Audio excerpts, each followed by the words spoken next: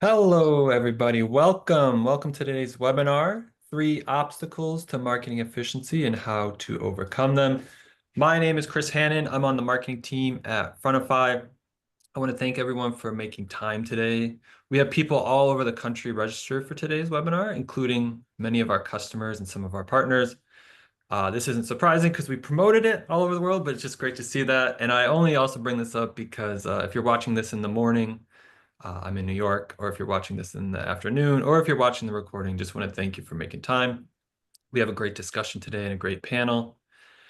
And yeah, there's still people coming in, so I'll do my little intro as people are jumping in. Um, as a reminder, this is a live webinar. It's scheduled for an hour, but we'll probably finish before that. My wonderful colleague Annika, who put this webinar together, is on the back end. We'll both be checking for questions, comments, or issues that you have throughout the course of this webinar. I think one of the perks of joining a live webinar is to be able to ask questions to the panel. So definitely we want to hear from you. We're going to get to the panel in a second, but feel free to put a question or a comment in the Q&A. You can do it in the moment. Like if we can fit it into the flow of the conversation, I'll go ahead and ask it to our panel in the moment of the discussion, but we'll also have time at the end for a Q&A. And I can anticipate one question already. Yes, we will send a follow-up email later today with a link to the recording and some of the other resources. So before I introduce our great panel and we get our discussion started, I wanted to provide everyone with a little context for today's topic.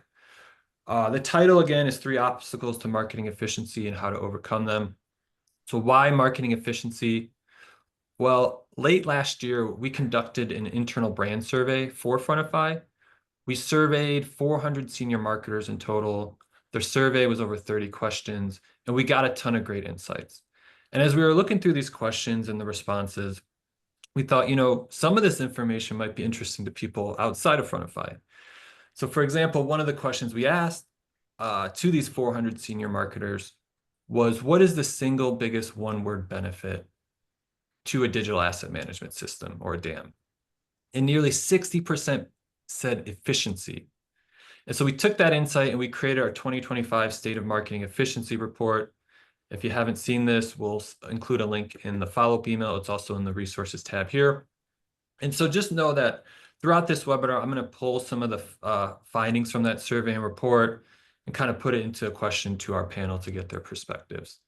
And so now speaking of our panel, we do have a really great group for you. We have the agency side covered, the brand side covered, the analyst side. So we have a lot of great perspectives. So it's a great group. If you have questions, let us know. But I'm going to introduce them now real quick.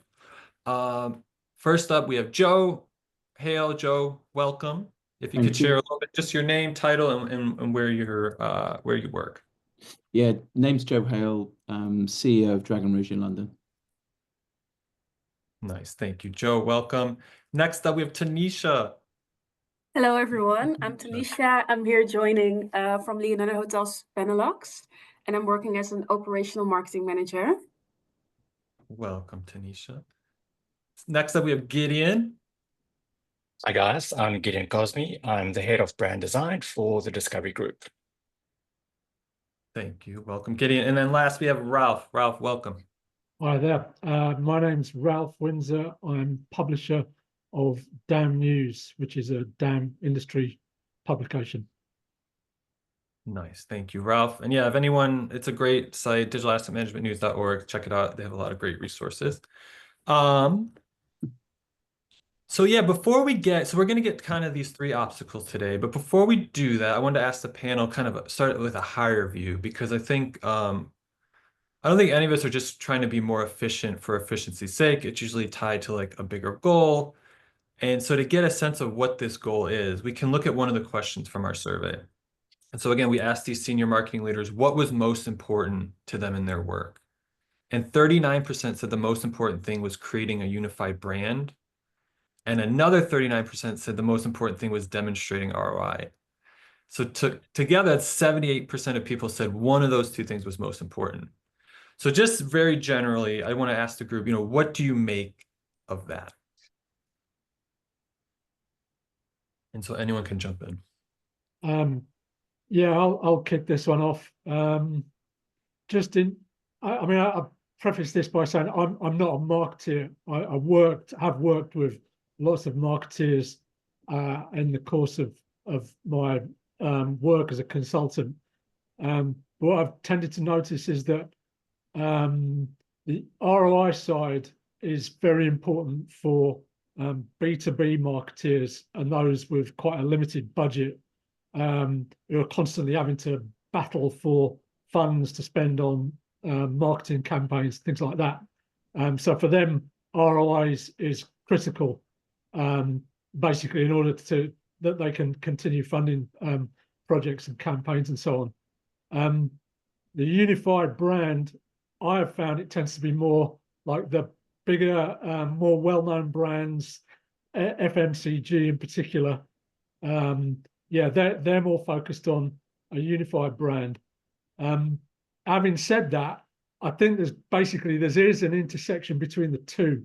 So just because ROI is like a big issue for you, that doesn't mean that a unified brand isn't important. And similarly, although you've got to have a unified brand and brand consistency, you still got to demonstrate that you're getting a good return for the funds spent.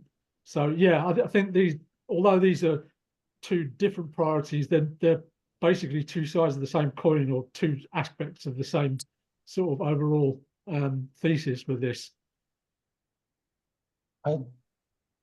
If I can jump in there, I think I'd completely concur. I don't see the two things as mutually exclusive. I think our role as a global brand and strategy and creative agency is to support clients principally on the unification of their brand and how that's executed, how it shows up across a range of different channels, markets. But I think that's ultimately what clients that we work alongside are chasing. It's that unification. It's the creation of a common environment, a common series and set of tools that expedites and sort of controls the execution to market. Whether it be Bayern Munich, an elite football company organization, whether it be World Scouting. These organizations are looking for consistency in the way in which they can take their brand to market. So that unification is really, really important because it leads to quality and effectiveness of how the brand is presented.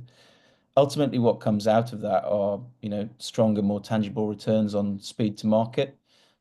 So return on investment of time and cost.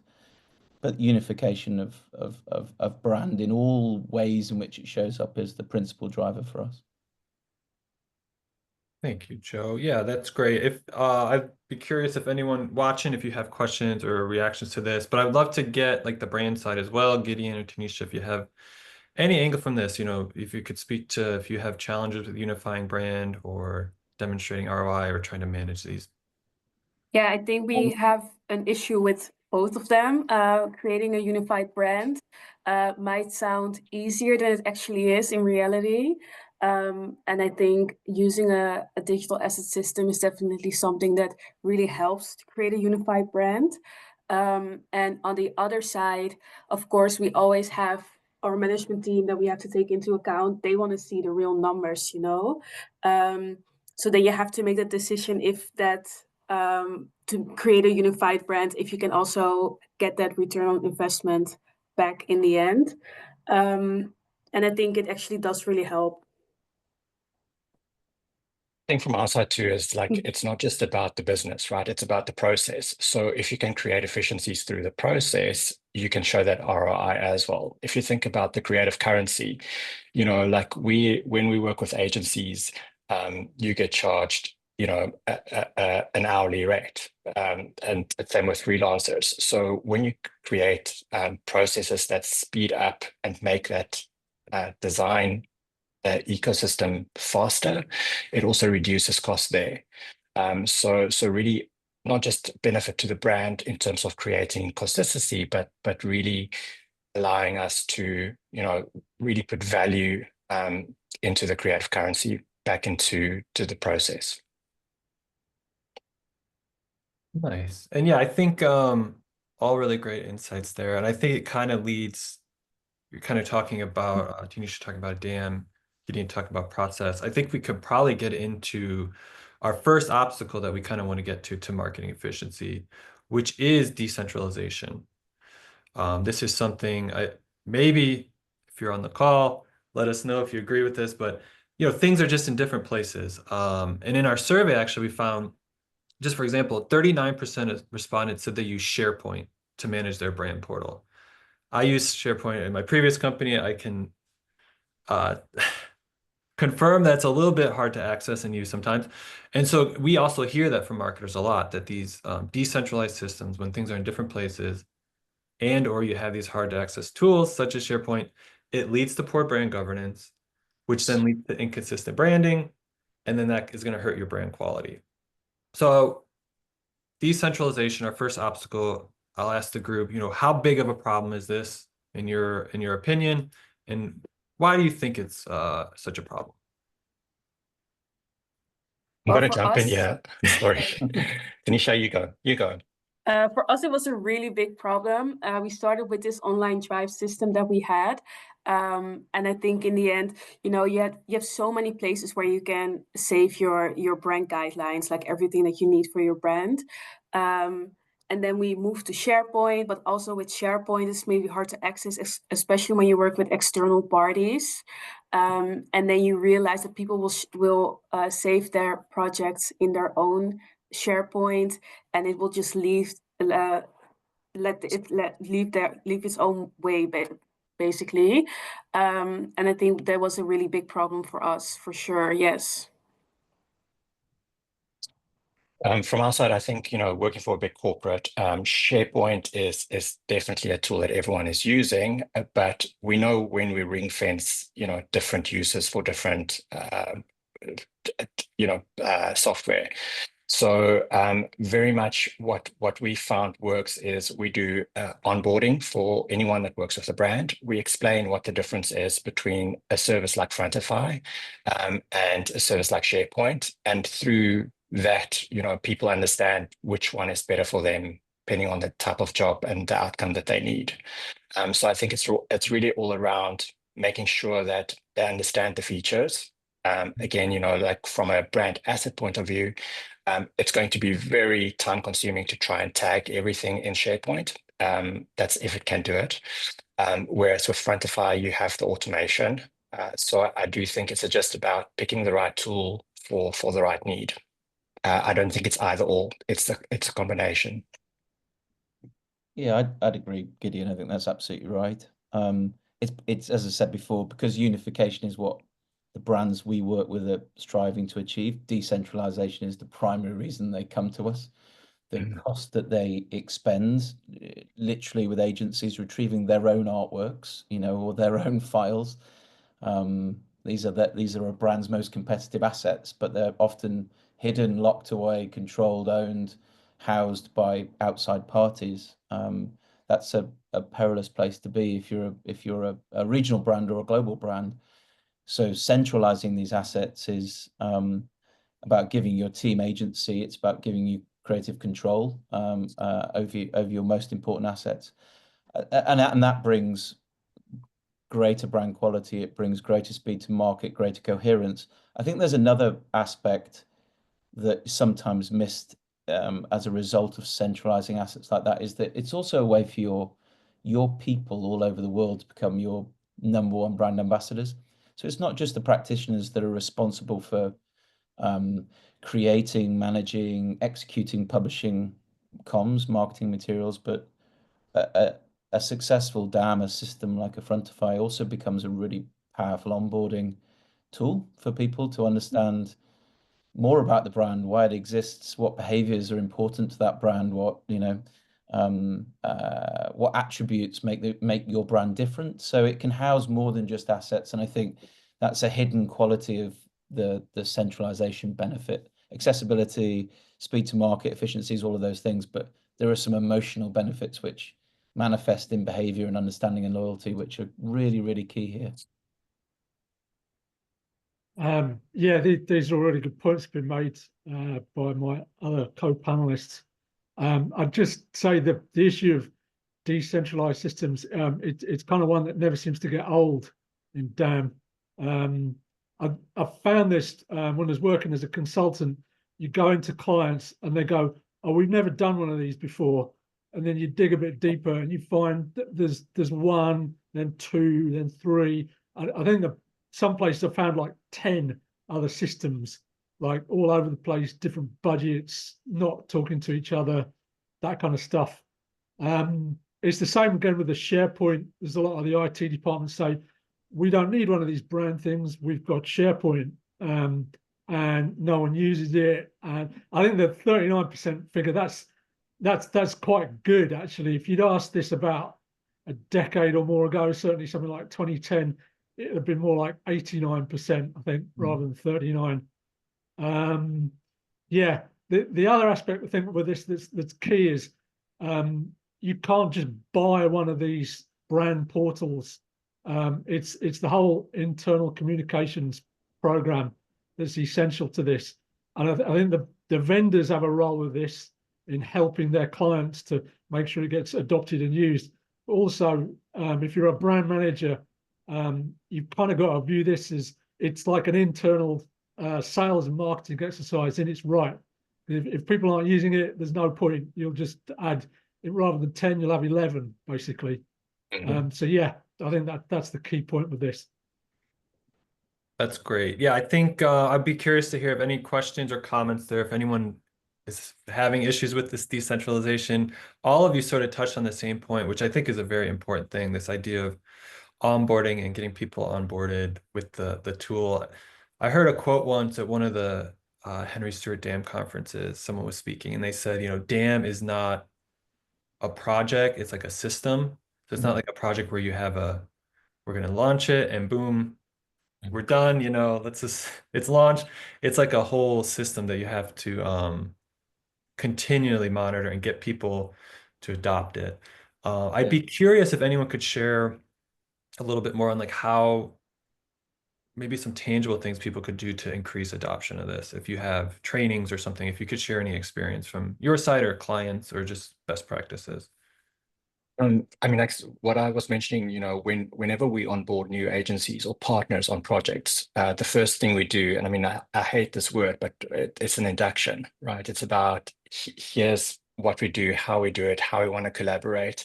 I think the response that we normally get is, wow, guys, you really have your ducks in a row. And this is going to make, the working relationship so much easier because you're giving me what I would need.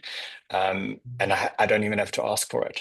So I think the way to make a system like that work is to make everyone accountable for it. It's not just one person that needs to look at it. And the more we work with agency partners, the more we see that because they benefit from it, they then start onboarding some of their other clients on something similar. So if something works and it works well, everyone wants to use it. We got a question actually. Joe, go ahead though. I'll get to the.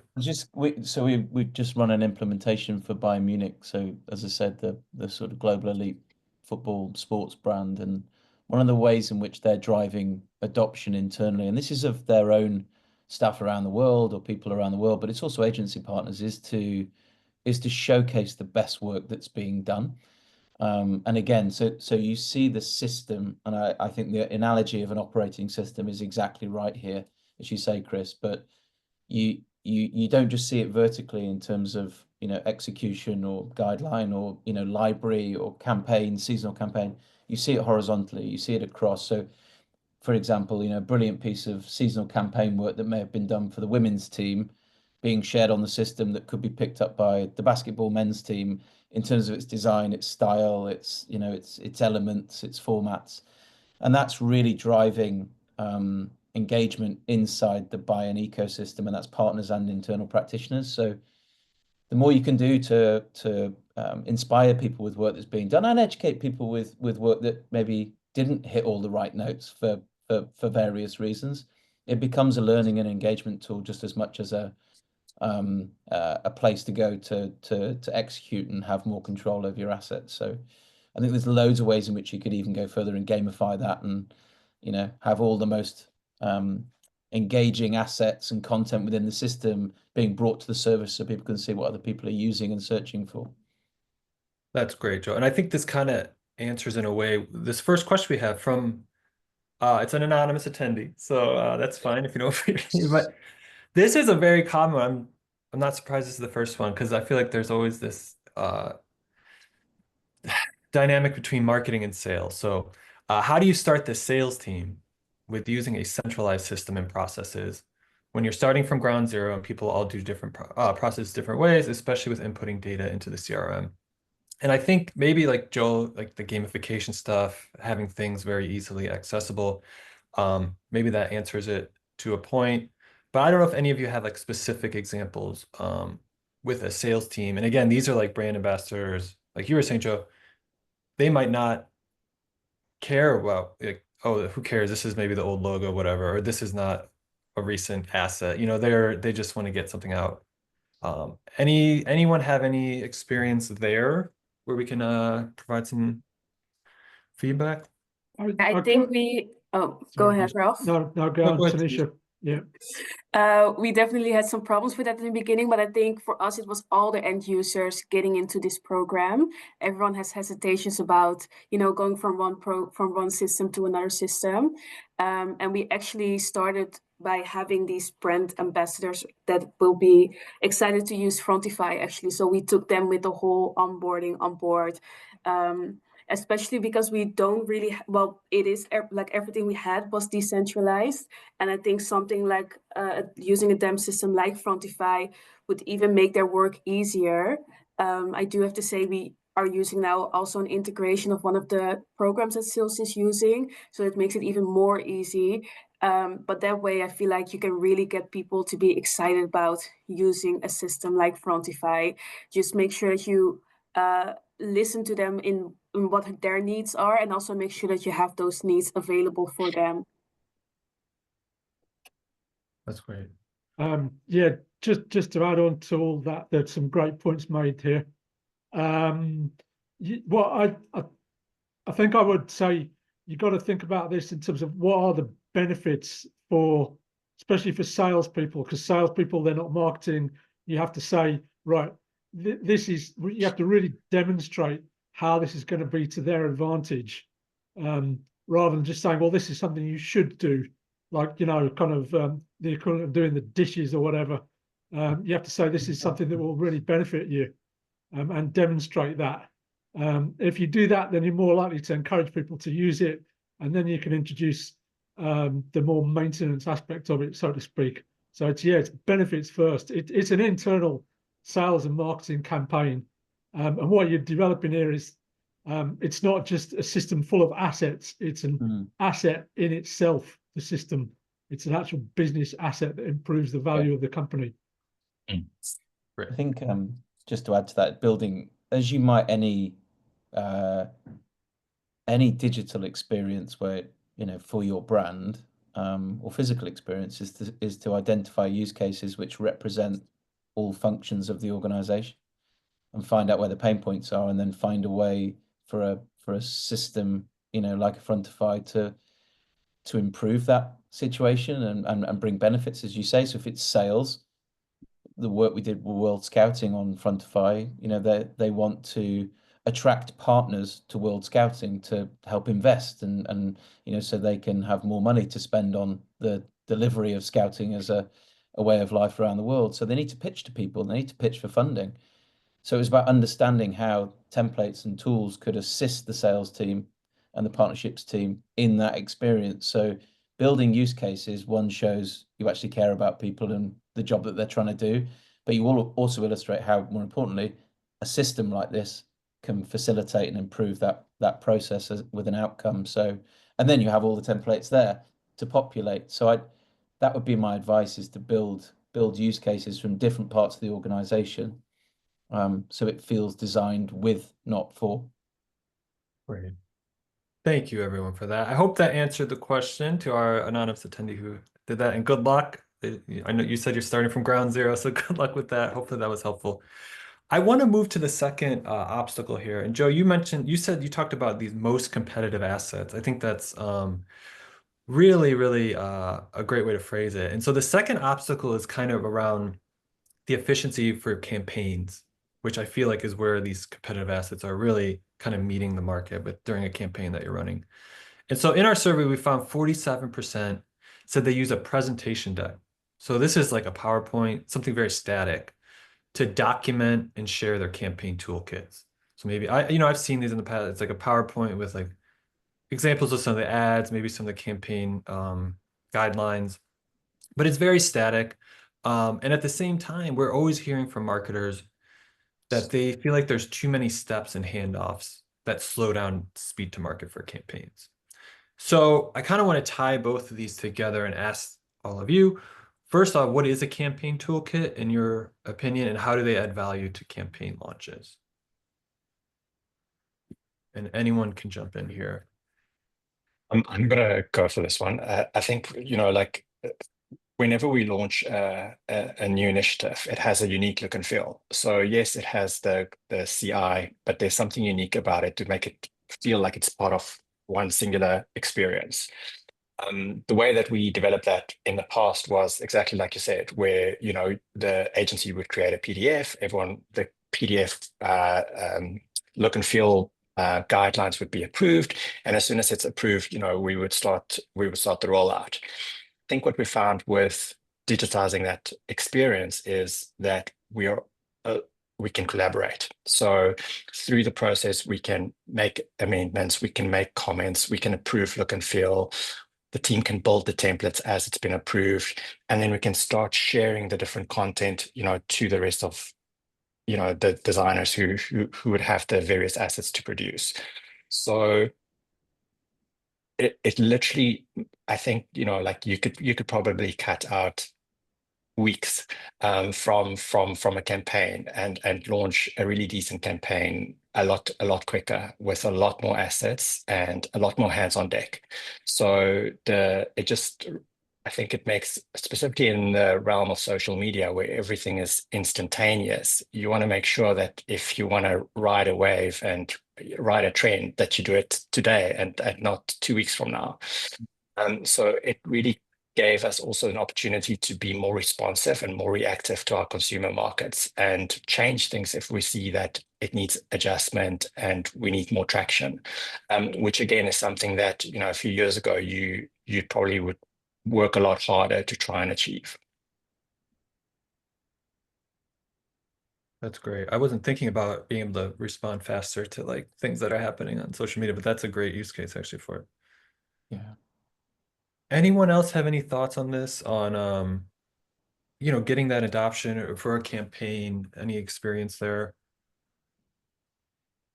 I think for us, we started using the campaign toolkits just recently, but I think it is really helpful to see what we're actually doing. And sometimes, because we work with so many end users in all the different hotels that we work for, they never really see tangible what we're actually doing. Like we do a lot of digital out of homes, and if you're not around Amsterdam, where we usually do the digital out of homes, they don't really see it. So I think it's also a great way to showcase what we do as a company and how we present ourselves to the outside world.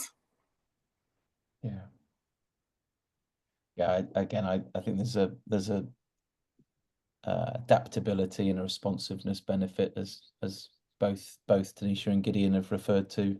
I'm still amazed by long partnership with clients, and that you'll work with them year 3 on a campaign, and then year 6 the same brief comes in, but they're unaware that they did it 3 years ago, and you kind of think there is no repository.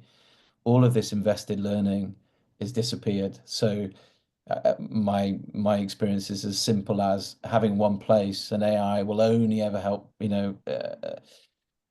develop the ability for people inside of an organization to really dig into the effectiveness of the elements and the assets in those campaigns in real time as well. But having one place where you've got this invested learning in what you've done before and the effects of it, and being able to pick up bits that were really effective and apply them into new campaigns is so important. Yeah, I think just down to the opportunity to like formalize processes. I think I've seen this in regulated markets. There are formal processes and things like that, but they can get kind of snarled up in all kinds of internal compliance issues and debate about whether or not something has to be approved or doesn't. And then in non-regulated sectors, it's like email black holes. Which process are we following? If you've got a system, a brand management system, then it's more transparent. There's a clear set of processes. You're making explicit what the rules are because you have to. It's a system.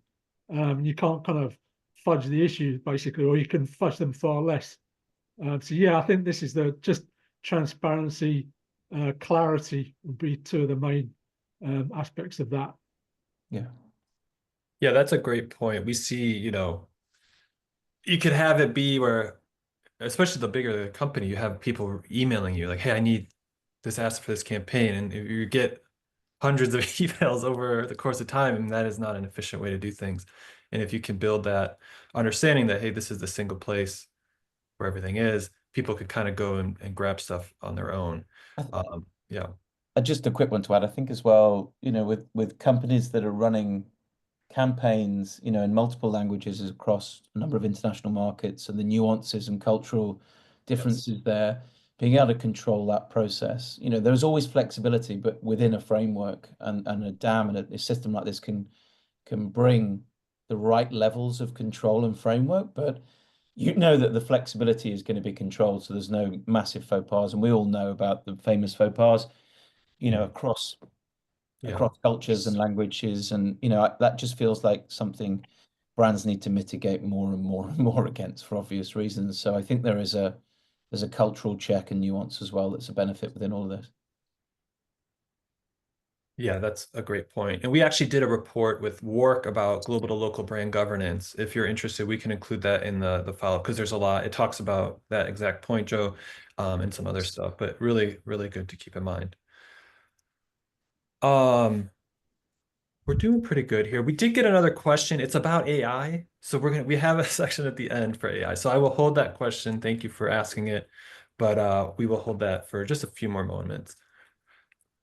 I'll move to this next obstacle here. I think some of these we've been touching on these things already, but this one is tied. Well, we did just talk about localization, but really more to scalability and localization. So 41% from our survey, going back to our survey, said they manage content templates by doing everything manually in-house. We also hear all the time from marketers that they feel they rely too much on local agencies for creating regional assets. And oftentimes, even kind of what Joe was just saying, you might be recreating existing assets because people can't find the original assets. So it's like duplicate work, not efficient at all. So I would be curious to hear from all of you, how, you know, are content templates critical to marketing teams and why? For us, Talked over you again, Tanisha. Go on, you first. Sorry. Yeah. For us, is the template uses it's so high these days. I think if we look back at the insights that we have or the analytics that are on Frontify, you can see that in the past year, like more than hundreds or maybe even thousands of templates have been used. And we did this all externally before. With multiple graphic designers. And of course, it's very nice to work with them together and have a new creative idea every time. But I think sometimes you just need that one simple design, but you want it to be super on brand. And then Frontify or like a digital asset system is the best way to go about it. And I think it has saved us so much money as well. And it's very time efficient, and we can still check to see if everything is on brand and to see if they use the right tone of voice. But it also gives a lot of end users the freedom to still play with it and make fun templates in the way that they would like to have it. Tanisha, that's a great point. I would love if you could share a little bit for people, because I think sometimes maybe you think of a social ad as oh, you could templatize that, but could you share some of the examples of different formats or placements that you've used for templates, just to give people an idea of maybe what they could use templates for? We use it in a lot of different ways. So we use it, for example, for email banners. So our meeting and events can have like a nice little ad at the end of their emails. We also use it for in-house signages. So for example, the elevator is not working anymore. They can just use a template that's actually working for them. We also use it for lift posters where you can just add everything that they would like, what they would like to share to the guests. We use it for in-house newsletters if one of the hotels just wants to share anything. But indeed, we also use it for some of our social ads for the restaurant concepts that we have in our portfolio. Great. Yeah, that's awesome. Thank you. Yeah, just to say on the templating, it's quite a big change over the years that I've been working DAM, that in the past the templating system would be seen as some nice to have thing, or possibly something you'd have bought separately. Now it's like a must have. It's an integral element, and that's good. That's a positive development. I don't want to get too much into the AI because we're going to talk about that later. But the smart templating, where it can adapt things like change the layout based on the fact that some languages are longer or produce tech copy that's longer than others. Those are sort of positive things as well. Yeah, I think the other one as well is the fact that now with vendors, the majority are starting to use there are some leading sort of or particular players who are producing templating components, and most vendors, rather than hand rolling their own, are starting to use one of the ones that are developed by third parties and just integrating them better. And this is a good thing for vendors, and it's a good thing for end users, basically because the stuff just works properly. So I think there's those aspects with this. Nice. Gideon, did you have something, or Joe? Yeah, I think, I mean, like for me, whenever someone hear the word templates, you automatically feel like your creativity is being reduced to zero, right? But that's not the case. I think what we found with templatized elements, specifically, on Frontify, is that it actually speeds up the creative process. No longer do you need to go and measure where the logo needs to sit and what size it needs to be. You just need to know what asset you produce.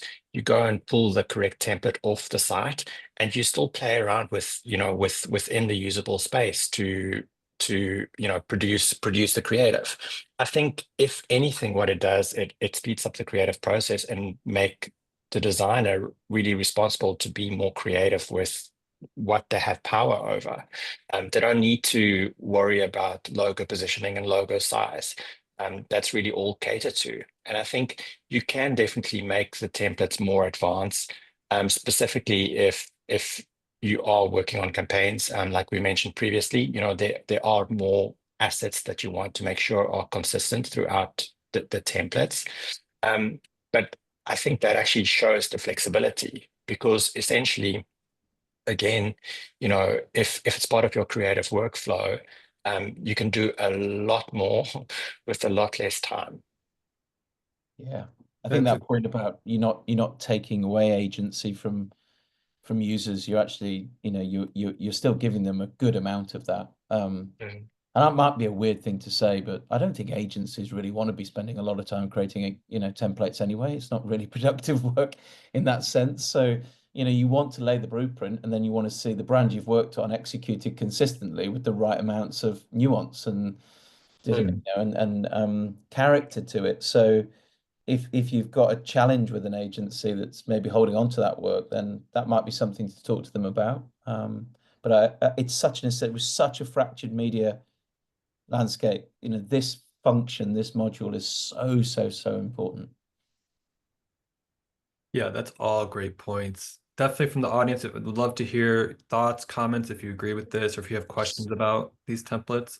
But yeah, I've found that too, working with designers, there's maybe an initial hesitancy, like, are you taking our work? But it really does free up time to have maybe more strategic, impactful work working with the design team. So anyone else want to add anything else before we move? We do have a couple more questions from the audience that we can get to here, but I just want to see if we have anything. This is that third and last obstacle here around scalability and localization. Anyone else want to add anything else? Perfect. Okay, so we will get to, I think we can get to the AI discussion now. I think this is, we could have probably spent the whole time talking about this, but we do have a question from Rajesh. He says, how do you see AI enhancing the functionality of brand portals? whether through automation, content personalization, or asset optimization to drive both brand consistency and marketing agility. Does anyone have thoughts there?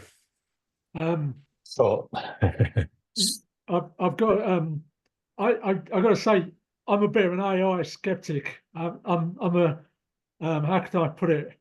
Skeptical but optimistic, let's say, about AI.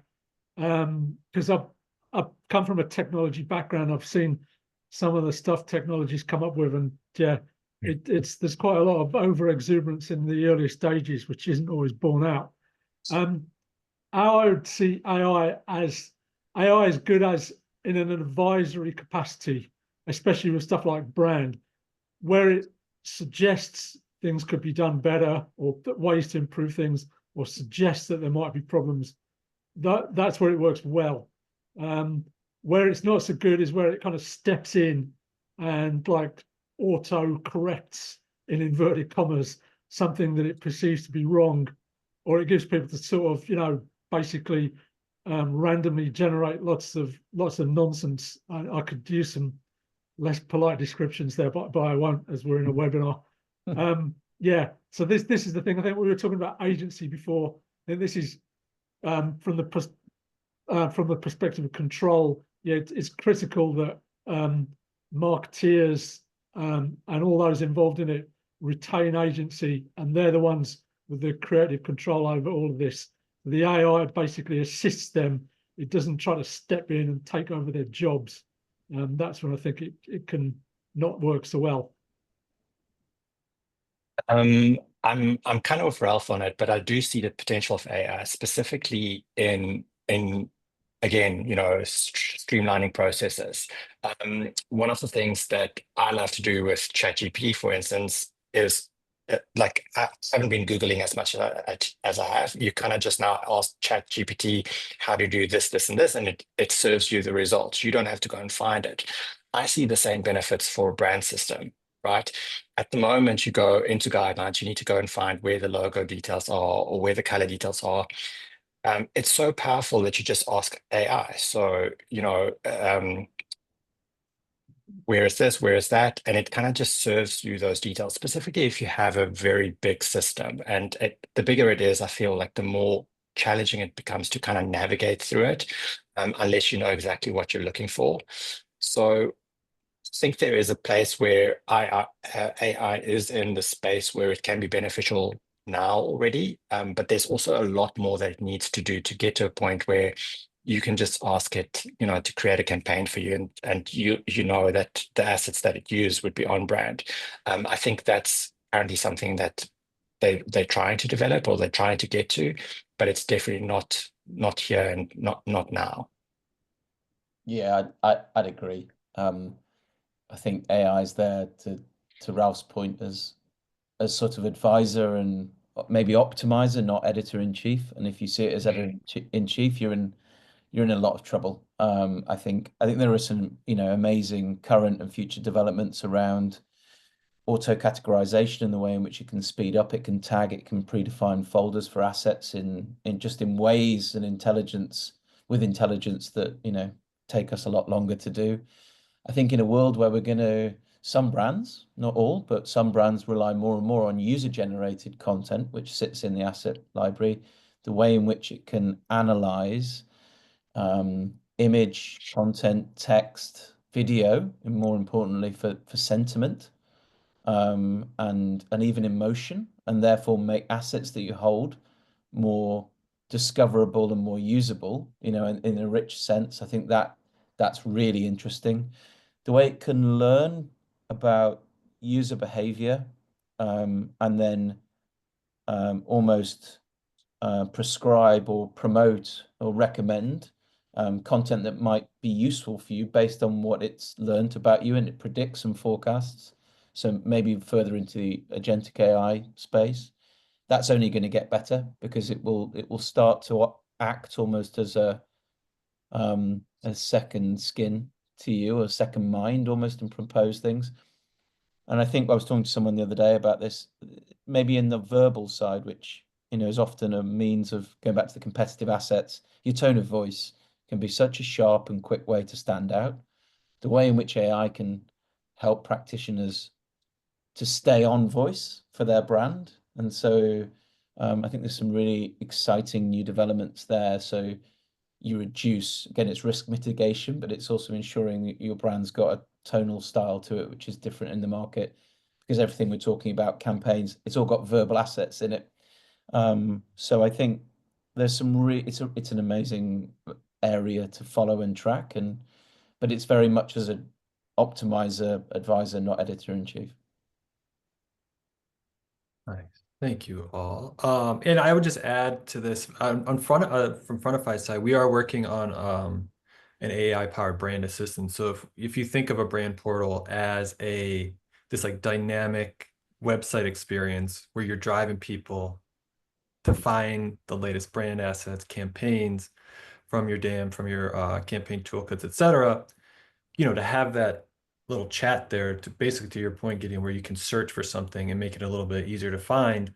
I think specifically from increasing brand consistency, if people know that this feature is on the brand portal, they may be more likely to go there, use it, and then they're also more likely to kind of be pulling the most up-to-date assets from your brand portals. So I'm sure there'll be a ton of updates over time. This topic, I don't think is going away anytime soon, but it's always good to just get like a little pulse on the latest developments with this and to hear from all of you. We do have one more question. Maybe we could end on this real quick. This is also, again, from anonymous attendee. This is a little bit different. We're kind of going a little bit further away. But what would each of you suggest to encourage sales, again, our friend in sales, to see the value in marketing? And maybe this ties to like these two goals we were talking about, demonstrating ROI and brand building. But this person says it's discouraging when you feel like you're constantly up against it. Have you seen this turn around in any businesses ever? So I guess we don't have to spend too much time because we're almost at the time limit here, but anything you'd share with this person to encourage them? I've seen there's one specific example, and it was a while ago. I can't remember when, sort of 7-8 years ago. There was a client I was working with, and they produced something called a customer information toolkit, and it was basically templating.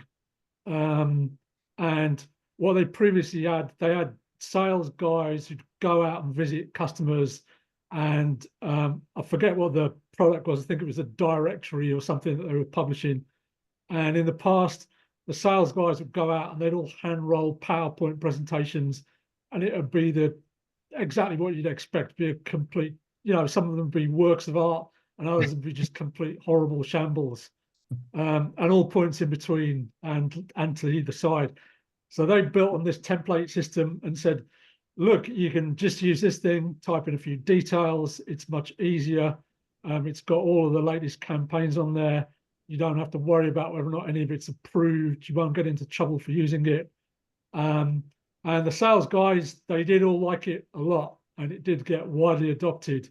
And it's one of the few examples. It was straightforward. It was simple. It was very well internally promoted. I'm not sure if they're still using it. The company's gone through all kinds of other internal changes. And what they were selling themselves is less popular than it used to be. But I know that one was successful, and I said that to that point it did meet the requirement there of persuading salespeople to stop hand rolling their own stuff and use material that have been provided for them by the marketing department. So we can end there. There's hope. There's still hope for you to have the marketing sales alignment there, and make sure you're demonstrating that value that you can do both. You can build a unified brand and also demonstrate ROI. So I think that's all the time we have for today. I want to thank our panel, Joe, Tanisha, Gideon, Ralph. Thank you so much. Really appreciate your time. We know you're busy. And thanks to everyone who joined live or watching the recording. Thanks to everyone who asked questions. Just as a final reminder, we will be sending a follow-up email with a link to the recording and some of the other resources that we mentioned. Feel free to share it with colleagues, maybe post about it on LinkedIn if you want.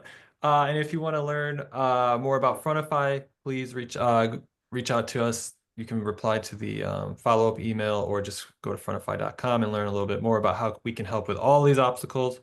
But that's all we have for today. So thank you all. Seriously, thanks for your time and insights. This was really great. Okay. Take you. care. Everyone. Thanks, Chris. Bye.